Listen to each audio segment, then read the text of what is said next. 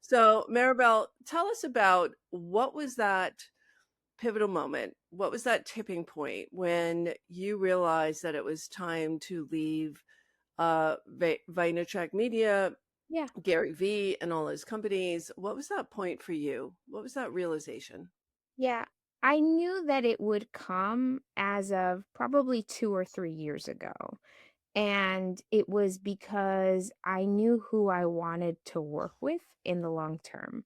So I had within the company already pivoted from working with Fortune 500 brands, which is what VaynerMedia, right? The first company that Gary founded was built to service Fortune 500 brands. I worked on the PepsiCo portfolio for many years.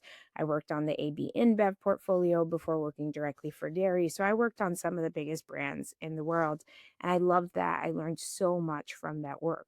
What changed dramatically after working directly from Gary was the shift to consulting and building offerings for small to mid market businesses. So early stage businesses. And what that created an opportunity for was to really tap into my MBA, not just my marketing chops. Because when you're working with earlier stage businesses, marketing has to work hand in hand with business in general. You Hmm. can't neglect that. You kind of have more leeway, not to say that marketing isn't supposed to move business with a large company, but you have more flexibility to be creative. It doesn't always have to, right? Like when you work on a brand campaign, there's this understanding that it's about brand awareness and it's not necessarily going to move the bottom line. When you're working on an early stage business, it has to impact the bottom line, That's or the right. business may not be here 6 months from now or a year from now. The stakes are a lot higher. And so I really loved being able to have these conversations that had business implications.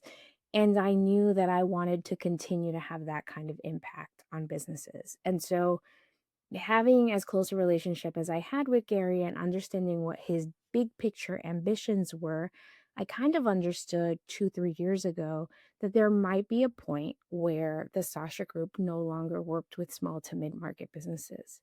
And I had made a decision that it was important for me to continue to love the work that I was doing and who I was working with, and that at that point when it was clear to me that that was the path he was going down, that I would make the decision to venture out on my own.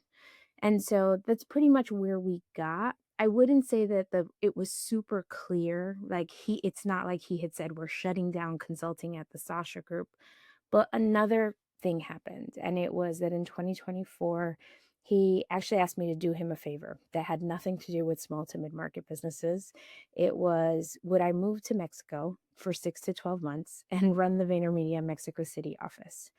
And I said yes, because one, it was an amazing opportunity to live abroad, to really challenge myself as a leader, as a business leader, to work with a team of 40 people, cross disciplinary, and also work in Spanish. And I did it, and it was really difficult. It was the greatest challenge of my professional career, but I came back from that opportunity feeling like I could tackle anything.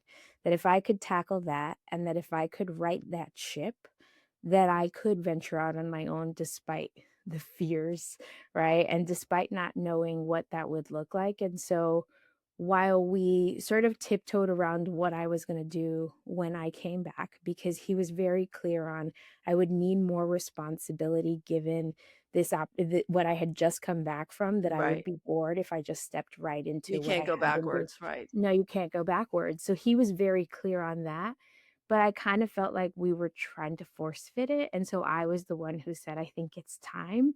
And, he begrudgingly agreed. He actually asked me to consider other positions first, and then a few weeks later was like, "Okay, you can go," with my blessing.